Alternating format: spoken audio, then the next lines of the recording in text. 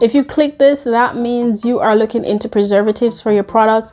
Probably don't know which one to use, if you should use a preservative, why, what, all of that. So what I'm going to do is go over why the preservative that I used, examples of what I use them in, and why you should probably use them as well. If that's what you're interested in, keep watching. The first thing we're going to go over is what is a preservative and why do we even need to use one. Preservatives help kill organisms and waterborne bacteria.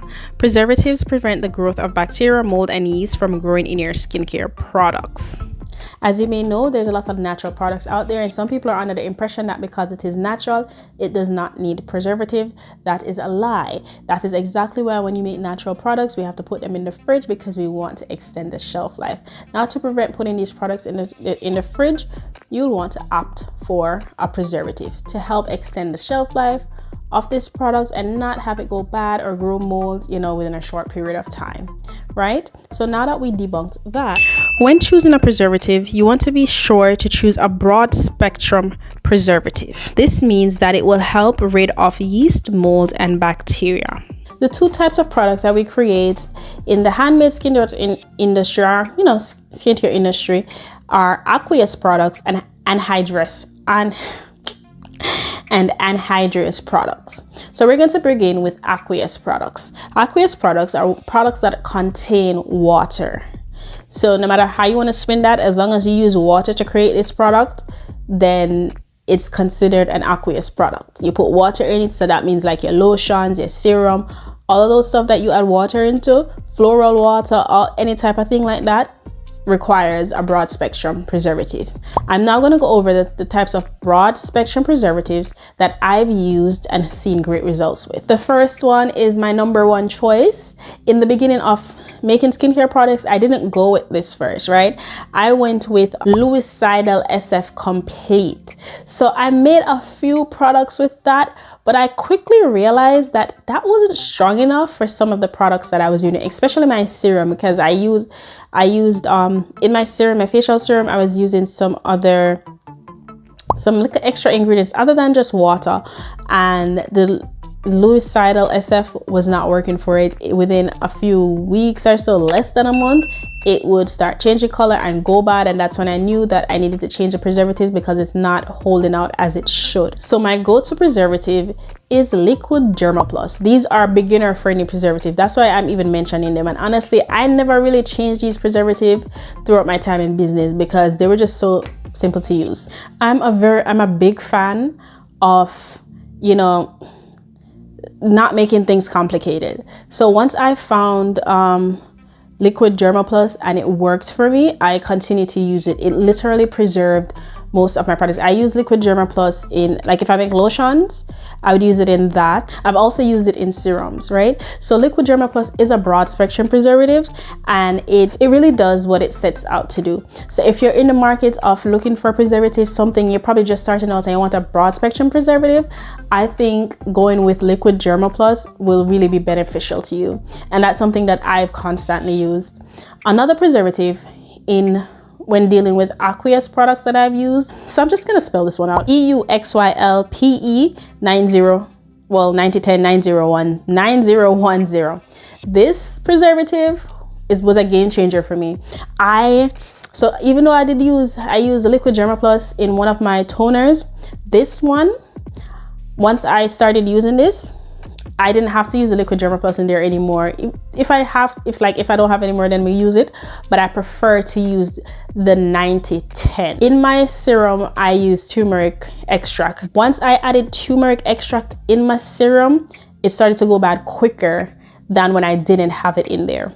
So as a result, I just saw this one, I started to use it. I actually saw it my videos, when I was learning how to make it. I was like, okay, let me try this.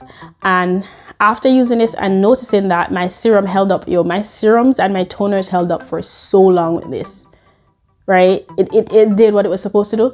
I started to use this and I never stopped. The only thing with this one, I will say, while the liquid Germall Plus is beginner, I'll say this is intermediate, because this one you mix it with your glycerin and then you add it to your product, right? So that's the only thing with it.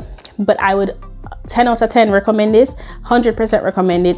And if you have the opportunity to get this ingredient, this preservative, and you're making products like serums, like facial serums, a lot of liquid and additives, you can definitely try this. However, when you're trying any preservative, make sure you check the description for, like, you know, the percentage that you're supposed to use, which pH it is balanced in, things like that, to help you to make sure that you're using it in the correct way. But those two preservatives are my go-to for Aqueous products. The next type of products I want to go over is the anhydrous products. These products are basically oil-based. They don't have water in it, so a lot of people don't worry about preservatives. You know, they just use I just go with faith. And then because water is not being introduced to the product, they expect it to last a longer while, etc., etc. The reason why I do use a preservative in these products, especially for because my anhydrous products are like body oil, so I don't put so much in my body oil. My anhydrous products are body scrubs, right? So as a result, I add preservatives in it because I know some people keep them in the shower, water might get into it and things like that. I want to extend the freshness of it, so I have a little bit inside of it just to be safe. Just to be safe. I know there's lots of different things online. You don't have to put it in there. I'm not telling you have to do this. You know, this is just a guideline. This is just what I did, and this is the type of preservative that I use in this type of product. And the preservative that I chose to use was Phenonip. So my own was Phenonip, and this one you can use at like 0.5 to 1% in your product.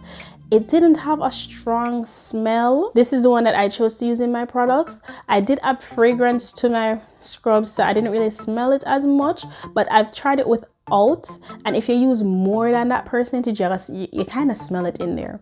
So you want to use 0.5 to 1% inside of it, add your fragrance, and you can use it. This is if you choose to add your preservative inside of your anhydrous products. So I hope this helps. I hope this helps someone if you're just beginning and you're trying to figure out which preservative that I need to use for my products, which direction you should go into. You know, because sometimes we see these videos and we're like, okay, yes, use a preservative, yes, use this, but which one do you use? What worked for you? Can I, like, because sometimes you want to just know, like, did it work for you? Like, what were your reactions? So you don't have to waste your time with it. It's probably you don't want to waste money. So that's why I'm bringing these videos to you. So with that said, you can go ahead and watch my other video. If you're new and you want to see like a list of products to buy, here's a list of ingredients that you could purchase, or just check out this playlist body butter workshop with different things to start a body butter business, skincare business, different videos for different needs. Thanks for watching. If you have a comment, leave it below. You just want to like the video, like it. If you like my channel, you can subscribe. So with that said, until next time.